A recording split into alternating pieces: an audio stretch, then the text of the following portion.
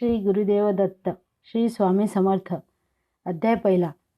सर्व ग्रंथकारकांच्या पद्धतीनुसार ग्रंथकर्ता सरस्वती गंगाधर यांनी ग्रंथाच्या पहिल्या अध्यायात ग्रंथ निर्विघ्नपणे सिद्धीस जाण्यासाठी सर्व देवता, साधू संत, आपले पूर्वज व गुरुजनांना वंदन करून त्यांचे आशीर्वाद घेतले आहेत. ग्रंथकाराने श्री गणेश, श्री सरस्वती तसेच ब्रह्मा, विष्णू, महेश, त्रयी, इतर सर्व देव, सिद्धी, यश, किन्नर, ऋषीश्वर इत्यादींना नमन केले आहे. तसेच श्री नृसिंह सरस्वती यांची आज्ञा झाली म्हणून हा ग्रंथ लिहिला आहे. गांगनापूर निवासी श्री नृसिंह सरस्वती या दत्तात्रयाची कृपा व्हावी म्हणून त्यांचा नामधारक असा एक साधक अत्यंत तळमळीने व निर्धाराने घराबाहेर पडला. प्रवासात त्याने व्याकुळ अंतकरणाने गुरुची करुणा भाकली. परमेश्वर गुरु एक मानून त्यांची स्तुती केली. त्यांना दर्शन देण्याची विनवणी केली. नामधारकाने अशी विनवणी केली तेव्हा कृपावंत गुरुनाथ वेगाने तेथे प्रकट झाले. वासरांसाठी गाय जशी आतुरतेने येते तसे श्री गुरु आपण होऊन त्यांच्याजवळ आले. गुरुमुनी येताच नामधारकाने त्यांच्या चरणगुगुलावर मस्तक ठेवून त्यांना वंदन केले. त्यांना आपल्या हृदय मंदिरात स्थान दिले. त्याचप्रमाणे त्यांची षडोपचाराने पूजाही केली. श्री गुरुदेव दत्त. अध्याय दुसरा. पूर्वी गोदावरीच्या तीरावरी अंगिरस ऋषीचा आश्रम होता. तेथे वशिष्ठवादी अनेक महर्षी तप करीत असत. त्यामध्ये पैपुनीचा पुत्र वेदधर्म नावाचा एक विप्र होता. त्याला अनेक शिष्य होते. त्यापैकी दीपक नावाचा एक शिष्य होता. तो शिष्य मोठा गुरुभक्त होता. शास्त्रे व पुराणे याच्या अभ्यासात गुरुसेवा करीत असतानाच तो प्रवीण झाला. एके दिवशी वेदधर्माने आपल्या सर्व शिष्यांना एकत्र बोलावले आणि म्हणाला, शिष्यांनो, माझे एक पूर्वजन्मी केलेले कर्म आहे. मी सहस्रावधी जन्मात महापाप केले आहे. अनुष्ठान केल्याने त्यातील पुष्कळसे पाप धुवून गेले आहे. परंतु त्यापैकी काही अजून उरले आहे. ते माझे मलाच भोगायला लागणार आहे. त्याशिवाय ते संपणार नाही. मी जर तपसामर्थ्याने त्या पापाची उपेक्षा केली तर ते माझ्या मोक्षाच्या आड येते. तेव्हा ते मी देहाने भोगल्याशिवाय त्याचा निराश होणार नाही. त्या पापाची निष्कृती होण्यासाठी मी वाराणसीला जाणार आहे. तिथे गेल्यास पापाचे शीघ्र शालन होईल असे साक्षात सांगितले आहे. त्यावेळी माझा सांभाळ करायला व शुश्रूषा करायला तुम्हापैकी कोण तयार आहे त्याने ही जबाबदारी स्वीकारावी. त्या शिष्यातून दीपक लगेच पुढे आला आणि गुरूंना म्हणाला, स्वामी, आपण मला माझ्या आज्ञा करावी. मी आपली अशी सेवा करावी ते मला निसंकोचपणे सांगावे. काया वाचा मने मी आपली मनापासून सेवा करून आपणाला या व्याधीतून मुक्त होण्यास मदत करू इच्छितो. मी स्वतः आपले भोग स्वीकारायला तयार आहे. तरी कृपया आपली सेवा करण्याची संधी द्यावी. दीपकाचे वचन ऐकून वेदधर्म दीपकाला म्हणाले, दीपका, मलाच भोगावे लागतील. ते मुलाला किंवा शिष्याला घेता येत नाहीत. मी केलेल्या पापामुळे यापुढे 21 वर्ष मी कुष्ठाने अंग झडलेला आंधळा पांगळा असा होईल. हे सर्व शरीराचे भोग मी 21 वर्ष भोगल्याशिवाय नष्ट होणार नाहीत. तेव्हा त्या सर्व काळमध्ये तुला माझी सेवा करण्याची इच्छा असेल तर तू मला काशीला घेऊन चल. तुझ्यामुळे हे शिष्योत्तम मी शाश्वत पदास पोचू शकेन. काशीत मणिकर्णीच्या उत्तरेस कंबळेश्वर तीर्थाजवळ ते गुरु शिष्य राहिले. ते वेदधर्मास कुष्ठरोग झाला. गुरुला दिलेल्या वचनाप्रमाणे दीपकाने गुरुची अत्यंत मनोभावे सेवा केली. गलिता गात्र व चिडखोर झालेल्या गुरुच्या सर्व लहरी व केलेला छळ त्या शिष्योत्तमाने आनंदाने शोषून त्याची सेवा केली. दीपकाची गुरुसेवा पाहून भगवान शंकर प्रसन्न झाले. तुला वरदान देऊन मी तुझ्या गुरुची व्याधी नष्ट करतो असे भगवान शंकर दीपकाला म्हणाले. परंतु गुरुची आज्ञा नसल्यामुळे दीपकाने वरदान घेण्याचे नाकारले. भगवान शंकरांना त्याची गुरुभक्ती पाहून नवल वाटले. त्यांनी श्री विष्णूंना दीपकाच्या गुरुभक्तीचा सर्व कथा सांगितली. त्यांची गुरुभक्ती पाहून साक्षात विष्णू समाधान पावले. दीपकासमोर प्रगट होऊन त्यांनी दीपकाला वर मागण्यास सांगितले. दीपकाने अधिक गुरुभक्ती करण्याचे सामर्थ्य व ज्ञान द्यावे असे म्हणजे मला गुरुची सेवा अधिक चांगली करता येईल असा वर मागितला. श्री विष्णू दीपकाला तसा वर देऊन अंतर्धान पावले. नंतर दीपक गुरुजवळ गेला. तेव्हा गुरूंनी त्याला विचारले, भगवान, विष्णूंनी तुला काय वरदान दिले ते मला सांगावे. दीपकाने घडलेला सर्व वृत्तांत आणि त्याला मिळालेल्या वरदानाची सर्व हकीकत सांगितली.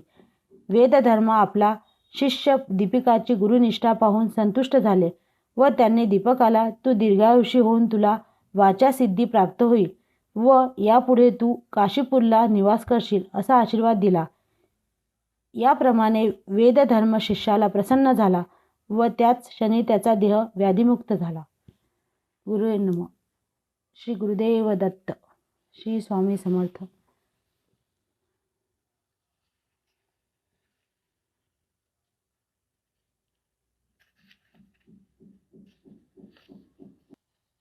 श्री स्वामी समर्थ. श्री गुरुदेव दत्त. अध्याय 3. पूर्वी अंबरीश नावाचा एक राजा होता. तो निर्धारपूर्वक द्वादशी व्रत करीत असे. सर्व काळ हरिचिंतन करीत असे. त्याच्या व्रताचा भंग करण्यासाठी दुर्वास ऋषी द्वादशीला अतिथी म्हणून त्याच्याकडे आले. ती द्वादशी अशी होती की सूर्योदयानंतर एका घटकेच्या आत उपवास सोडायचा होता व अतिथी तर फारच श्रेष्ठ होता.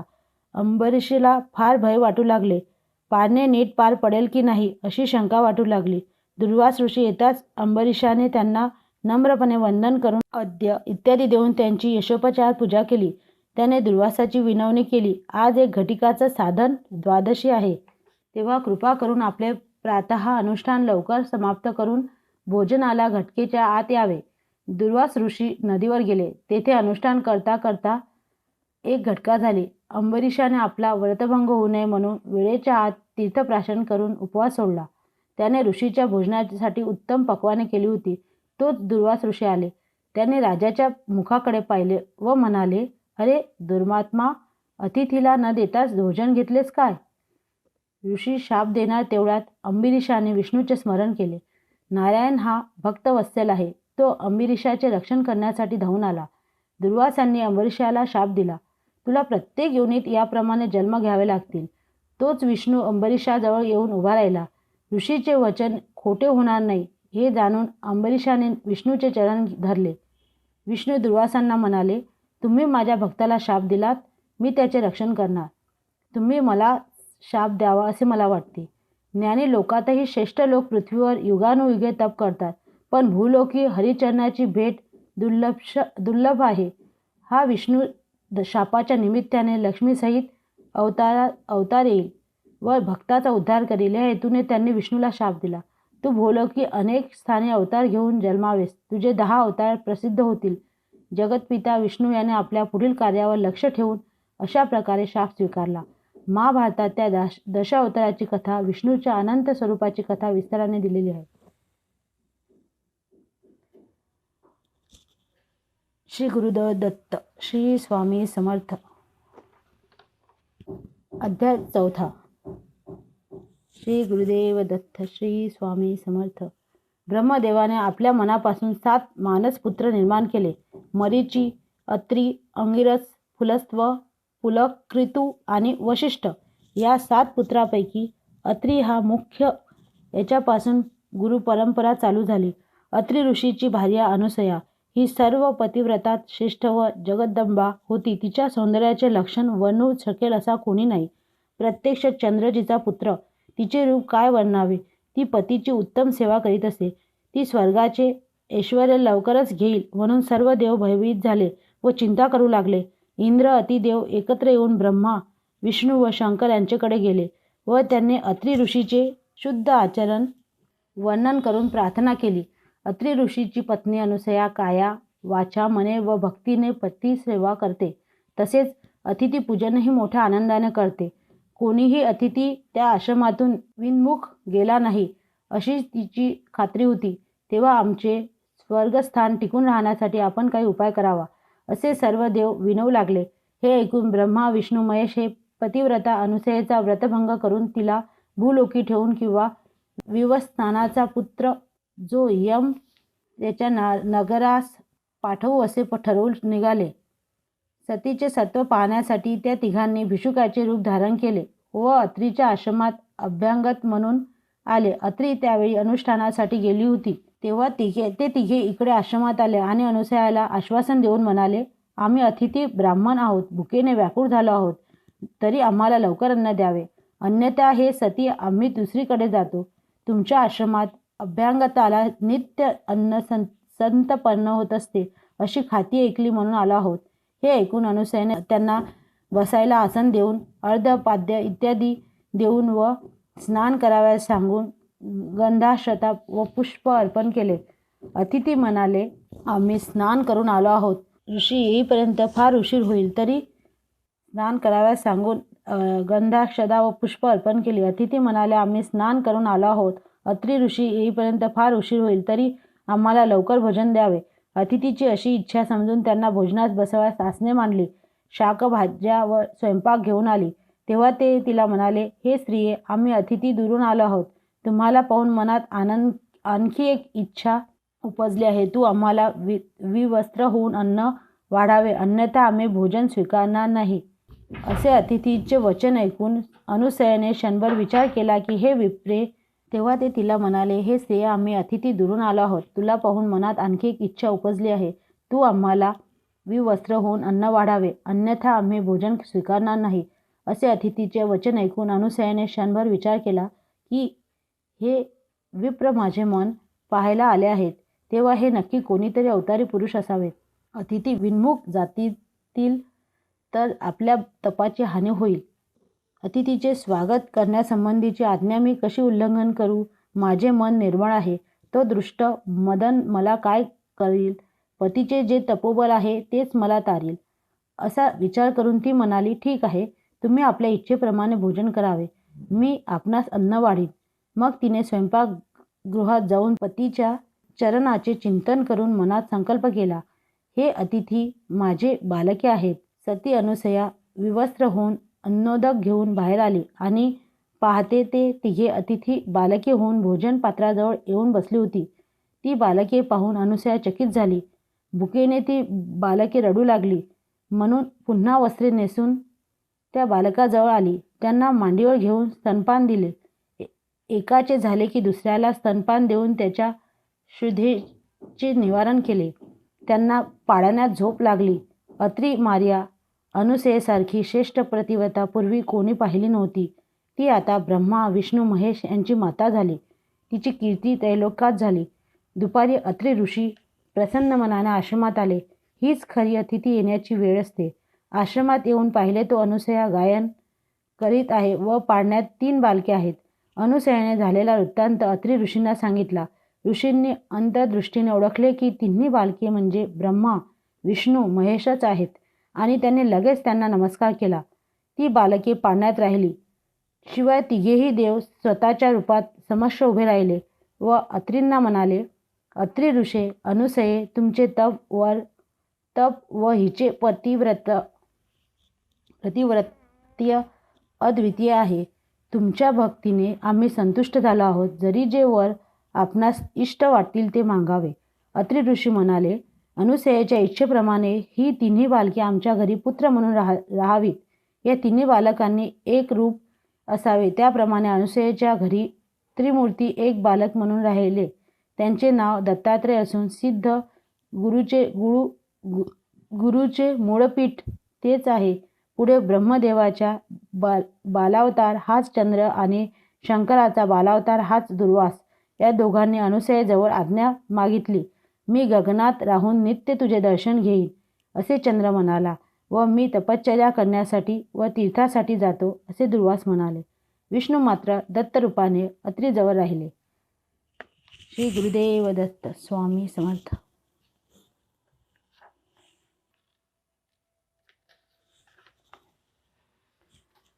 श्री गुरुदेव दत्त. श्री स्वामी समर्थ. कलियुगात मिठापूर या दक्षिण भागातील एका नगरात अपार राज व सुमिती हे ब्राह्मण दाम्पत्य राहत होते. त्यांना पुष्कळ मुले झाली, पण त्यातील 2च जगली. त्यातला एक आंधळा व दुसरा पांगळा होता. आपल्याला कुळाचा उद्धार करणारी सद्गुणी मुलगा असावा ही त्या दाम्पत्यांची फार इच्छा होती. एकदा त्या ब्राह्मणाकडे पितृशास्त्र होते. भोजन तयार होते. ब्राह्मण अजून जेवायचे होते. तेवढ्यात भिक्षुकांच्या वेशात दत्त महाराज तेथे भिक्षा मागायला आले. तेव्हा सुमतीने त्यांना भिक्षा घातली व नमस्कार केला.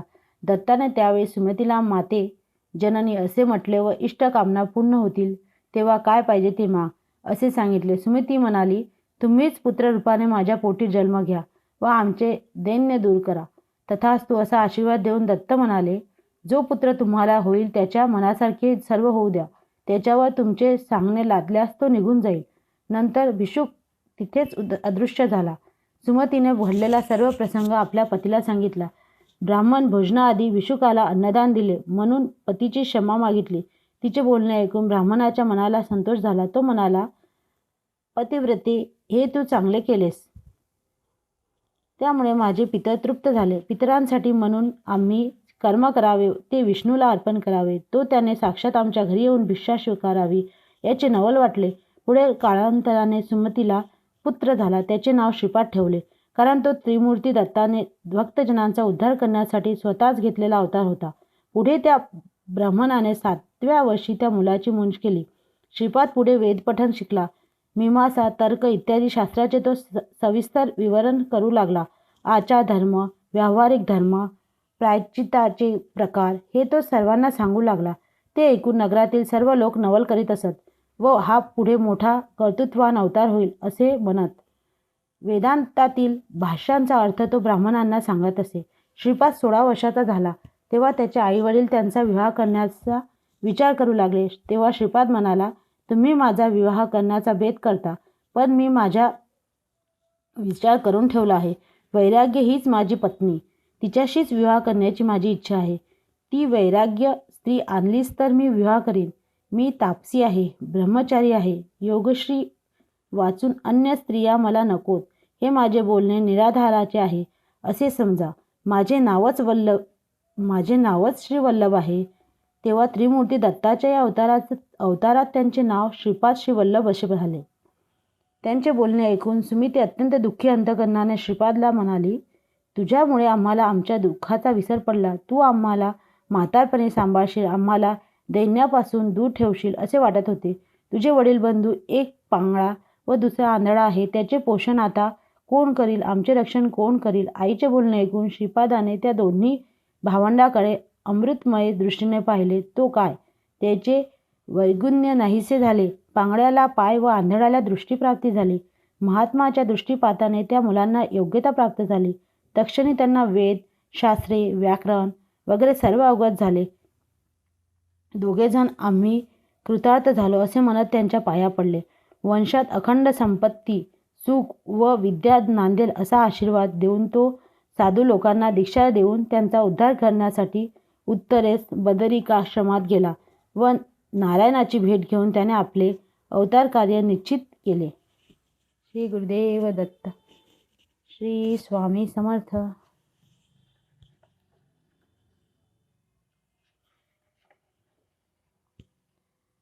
श्री स्वामी समर्थ.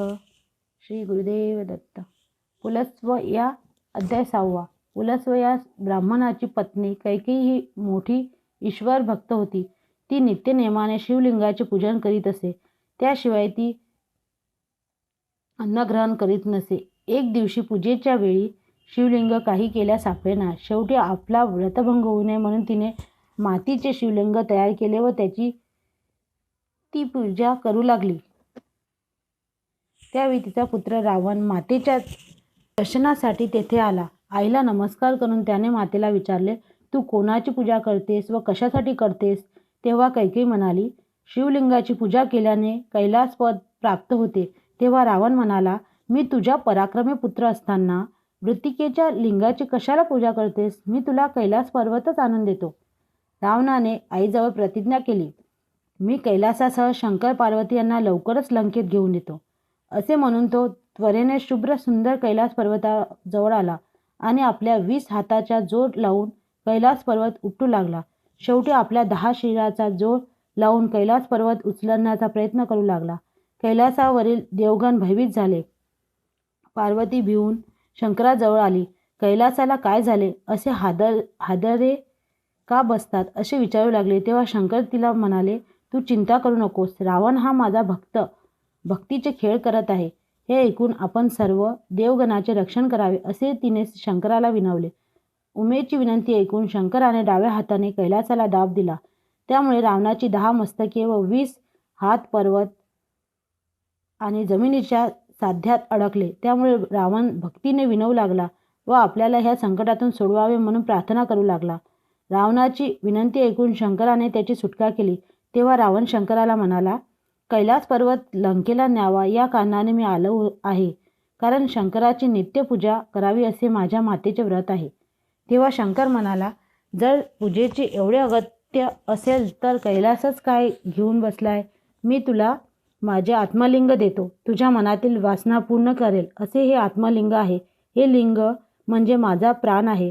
माझ्याजवळ हे लिंग असेल त्याला मृत्यू नाही. याचे दर्शन घेतल्याने सर्व दोष नष्ट होतील. परंतु हे तुझ्या नगरात घेऊन जाताना वाटेत ठेवू नकोस. तुझ्या नगरी गेल्यानंतर 3 वर्ष तू याची पूजा कर, म्हणजे तुला ईश्वरपद प्राप्त होईल. हा सारा प्रकार देववशी नारदाला कळला. तो अत्यंत त्वरेने इंद्रलोकास गेला.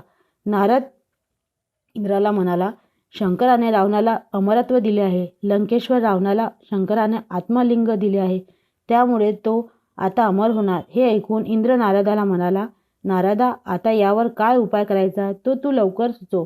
तेव्हा नारदाच्या म्हणण्याप्रमाणे इंद्र नारदासह ब्रह्मदेवाकडे गेले व झाला प्रकार ब्रह्मदेवाला सांगितला. ब्रह्मदेव इंद्राला म्हणाला, आपण लवकर वैकुंठाला जाऊन विष्णूला भेटूया. तोच यावर निश्चितपणे काय उपाय सांगू शकेल. तेथे नारायणाची भेट झाली. तो सर्व वृत्तांत ऐकून संतप्त झाला. देव कार्याचा नाश झाला असे म्हणून शंकराला भेटण्यास कैलासाला गेला आणि शंकराला म्हणाला, आपण हे काय केलेत. रावणासारख्या क्रूर दैत्याला प्राणलिंग देऊन अमरत्व दिलेत. त्यामुळे सर्व देवपणा त्याच्या घरी गेला. तो आता स्वर्ग नक्कीच हस्तगत करेल. विष्णूने आपल्या सुदर्शन चक्राने सूर्य झाकून टाकला आणि विष्णू नारदाला म्हणाला, रावणाला स्नान संध्या वेळेवर करायची सवय आहे. तेव्हा तू पुढे जाऊन त्याच्याशी बोलत बसून त्याला पुढे जाण्यास विलंब कर. मी गणेशाला विघ्न निर्माण करण्यासाठी पाठवतो. त्याने गणेशाला बोलावून सांगितले, रावण नेहमी तुझी उपेक्षा करतो आणि सर्व देव तुला वंदन करतात. त्याने शंकराला फसवून अतिशय महत्त्वाचे मौल्यवान असे प्राणलिंग नेले आहे. तेव्हा तू बटूचे रूप घेऊन रावणाकडे जा. शंकराने त्याला प्राणलिंग जमिनीवर ठेवू नको असे बजावले आहे. वाटे सूर्यास्त होईल तेव्हा रावणाला संध्या करण्यासाठी ते प्राणलिंग कोणाकडे तरी द्यावे लागेल. तेव्हा तू बालकाच्या रूपाने त्याच्याजवळ जाऊन ते आत्मलिंग सांभाळण्यासाठी घे. रावण विश्वासाने ते तुझ्याकडे देईल. ते तू भूमीवर ठेव. गणेश बटूच्या वेशात तेथे आला. एका बाजूस समिधा तोडीत असल्याचे भासवून त्याने रावणाचे लक्ष आपल्याकडे वेधून घेतले. रावणाला पाहून गणेश घाबरला व तेथून पळू जाऊ लागला. तेव्हा रावणाने त्याला अभय दिले. रावण त्याच्याजवळ गेला. त्याला विश्वासात घेऊन आपल्या संध्या होईपर्यंत लिंग हातात धरून ठेवण्यास सांगितले. गणेशाने त्याची विनंती मान्य केली.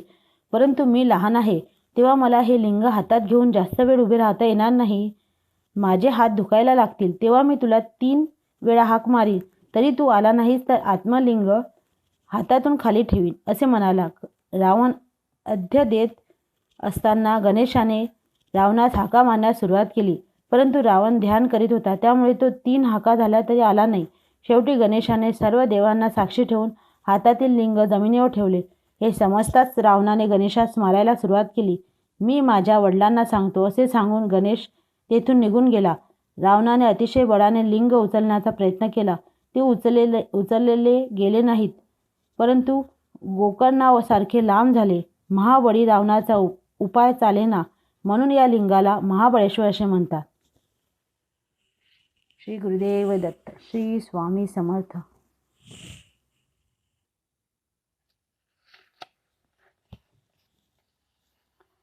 श्री स्वामी समर्थ. श्री गुरुदेव दत्त. मित्रासह अध्याय 7. मित्रासह हा इक्ष्वाकू वंशातला राजा अरण्यात शिकायला गेला असता त्याने एका राक्षसाला मारले. त्या राक्षसाच्या भावाने राजाचा सूड घेण्यासाठी मानवी रूप मायावी शक्तीने धारण केले व राजाचा विश्वास संपादन करून त्याचा विश्वासू सेवक झाला. पुढे श्राद्धाच्या दिवशी त्याने ऋषिकांना कपटाने आचार्याकडून नरमास शिजवून भोजनास वाढले. हे वशिष्ठ मुनीच्या लक्षात आले. त्यांनी राजाला दोषी ठरवून 12 वर्ष ब्रह्मराक्षस होशील असा शाप दिला. राजा उलट शाप देणार होता, परंतु राणी मध्ये तिने त्याचे निवारण केले. तेव्हा राजाने शापजळ स्वतःच्या पायावर टाकले. विशिष्टांच्या शापाप्रमाणे तो ब्रह्मराक्षस झाला. पायावर पडलेल्या शापजलाने त्याचे पाय काळे झाले, म्हणून त्याला कल्पमाशपद असे नाव पडले. राजा अरण्यात नरमांस व इतर प्राण्याचे मांस खाऊन राहत होता. एकदा एक ब्राह्मण जोडपे त्या अरण्यातून जात असता तो ब्राह्मणाला मारू लागला. तेव्हा त्याच्या पत्नीने कळकळीने आपल्या पतीला न मारण्याची राजाला विनंती केली, परंतु त्याने ऐकले नाही व ब्राह्मणाला मारून खाल्ले. परंतु त्या पतिव्रतेने राजाला शाप दिला, तू जेव्हा 12 वर्षांनी शापमुक्त होशील तेव्हा तुला मध्यंती जवळ भोगता येणार नाही. तसे करशील तर तू मरण पावशील. असे म्हणून तिने पतीच्या अस्थिसह स्वतःला जाळून घेतले. कालांतराने राजा शापमुक्त झाल्यावर त्याने झालेल्या सर्व प्रकार मध्यंतीला सांगितला. आपले हत्येचे पातक धुवून काढण्यासाठी त्याने मंत्र्याच्या व पुरोहितांच्या सांगण्याप्रमाणे अनेक तीर्थयात्रे वैकल्प केली. त्याने दाने दिली, पण त्याचा काही उपयोग झाला नाही. तो एकदा मिथिला नगरीबाहेर एका वृक्षाखाली खिन्न मनाने विचार करीत बसला असता गौतम ऋषीशी भेट झाली. त्यांनी राजाची विचारपूस केली तेव्हा त्यांनी ब्रह्म हत्येचे पातक जाण्यासाठी गोकर्ण महाबळेश्वराची महती सांगितली व तेथे दर्शनात जाण्यास सांगितले. राजाने याची कोणास प्रचिती आली आहे का असे ऋषींना विचारले. तेव्हा गौतम ऋषींनी पुढील कथा सांगितली. एकदा गौतम ऋषी गोकर्ण क्षेत्री गेले असता तेथे त्यांना एक चांडाळ स्त्री खुरडत जाताना दिसली. ती वृद्ध, आंधळी व कुष्ठरोगी होती. ती आता थोड्याच वेळात मरणार असे दिसत होती. तेवढ्यात तेथे 4 शिवदूत दिव्य विमानातून तिला घेऊन जाण्यासाठी आलेले दिसले. तेव्हा गौतमांनी अशा पापिनी स्त्रीला तुम्ही शिवलोकी कसे काय नेता असे विचारले. त्यावेळी शिवदूतांनी तिच्या पूर्वजन्मीची कथा सांगितली. ही स्त्री पूर्वजन्मी ब्राह्मण मुलगी होती. तिचे नाव सौदामिनी होते. ती फार सौंदर्यवान होती. ती उपवर झाल्यावर तिच्या वडिलांनी तिला एक ब्राह्मणाशी विवाह करून विवाह लावून दिला. दुर्दैवाने तिचा पती अल्पायुषी ठरला व कालवश झाला. पुढे त्या तरुण विधवेने व्यभिचार केला. तो उघडकीस आल्यावर तिच्या नातेवाईकांनी तिच्यावर बहिष्कार टाकला. मग ती उघडपणे दुराचार करू लागली. पुढे तिने एका वाण्याशी विवाह केला. ती नेहमी मद्यमांस सेवन करीत असे. एकदा तिने दारूच्या नशेत बकरा समजून वासरू मारले. वासराचे मुंडके शिकाळ्यात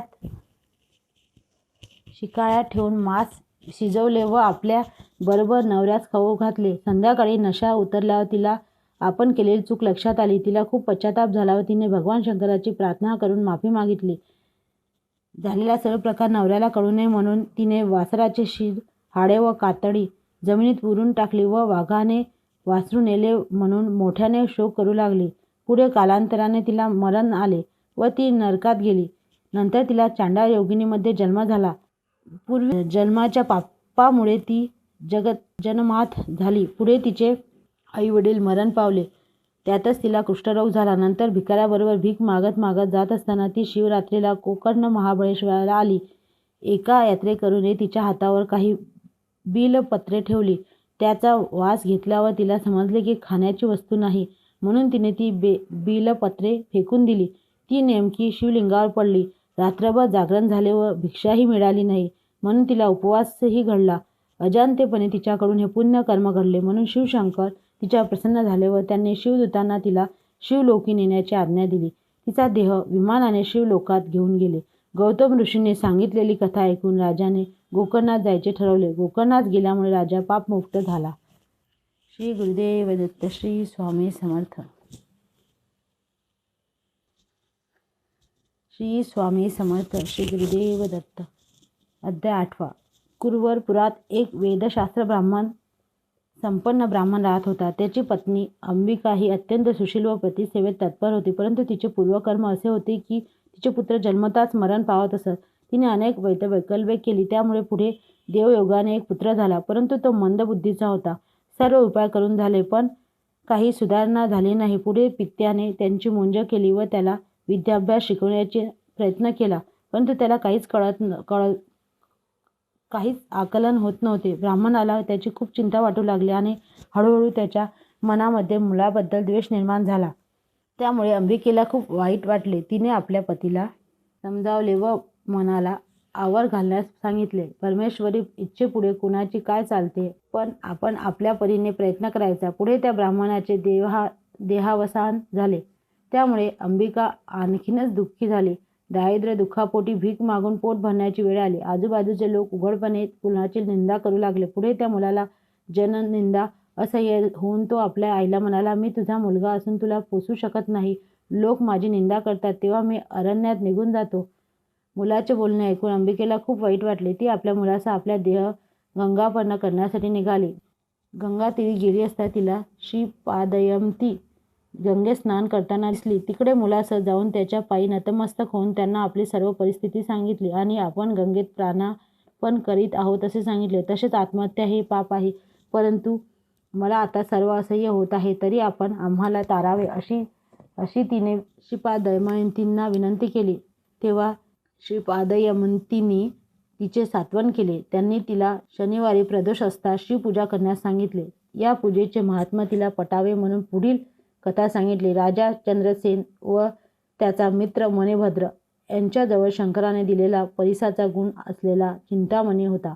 राजा महाकाळेश्वर मंदिरात सेवार्चन करीत होता. तेथील पूजा पाहून काही गवळ्याच्या मुलांनी दगड मांडून भक्तिभावाने शिवपूजा आरंभली. सायंकाळ झाली तशी सर्व मुले घरी निघून गेली, परंतु एक मुलगा तसाच डोळे मिटून शिव आराधना करीत बसला. मात्र रात्र होताच त्या मुलाची माता तेथे आली व सर्व पूजा उथळून देऊन मुलाला मारत घरी घेऊन गेली. मुलगा रडू लागला व त्यातच दुःखावेगाने बेशुद्ध पडला. त्याच्या भक्तीने शिवशंकर प्रसन्न झाले. त्यांनी मुलाला दर्शन दिले व एक रत्नजडित देवालय तेथे निर्माण केले. त्याला वरदान दिले व त्याच्या सांगण्यावरून त्याच्या आईला क्षमा केले आणि तिच्या वंशात नारायणाचा अवतार होईल असा वर दिला, कारण तिला प्रदोष समयीची पूजा दुसरीच पडली होती.